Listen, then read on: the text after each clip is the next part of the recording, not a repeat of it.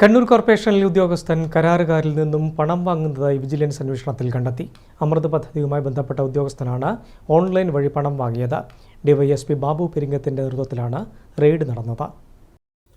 അമൃത് പദ്ധതിയുമായി ബന്ധപ്പെട്ട് കരാറുകാരിൽ നിന്നും ഉദ്യോഗസ്ഥർ പണം വാങ്ങുന്നു എന്ന വിവരത്തിന്റെ അടിസ്ഥാനത്തിലാണ് വിജിലൻസ് ഡിവൈഎസ്പി ബാബു പെരിങ്ങത്തിന്റെ നേതൃത്വത്തിൽ കണ്ണൂർ കോർപ്പറേഷനിൽ റെയ്ഡ് നടത്തിയത്. ഇതിൽ കരാറുകാരൻ പണം വാങ്ങുന്നതായി അന്വേഷണ സംഘം കണ്ടെത്തി. അർബൻ ഇൻഫ്രാസ്ട്രക്ചർ കം വാട്ടർ എക്സ്പെർട്ടായ നാട്ടിക സ്വദേശിയാണ് പണം വാങ്ങിയത്.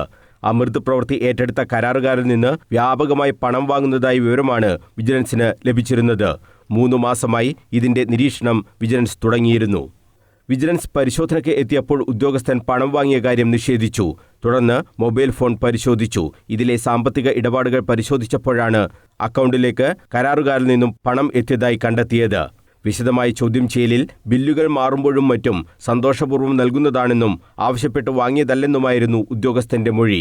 എന്നാൽ ബില്ലു മാറി നൽകുന്നതിനും സാമ്പത്തിക കാര്യങ്ങളിലും ഇയാൾക്ക് ചുമതല ഉണ്ടായിരുന്നില്ല. പദ്ധതിയുടെ മോണിറ്ററിംഗ് ചുമതല മാത്രമുള്ള ഇയാൾക്ക് ഇത്രയും വലിയ തുക എന്തിന് കൈമാറി എന്നതും വിജിലൻസ് പരിശോധിച്ചു വരികയാണ്.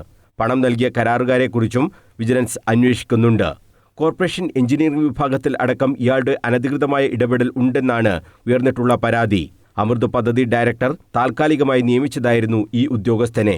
കണ്ണൂർ കോർപ്പറേഷനിലെ ചുമതല മാത്രമല്ല ഇയാൾക്ക് ഉണ്ടായിരുന്നതെന്നും വിജിലൻസ് കണ്ടെത്തിയിട്ടുണ്ട്.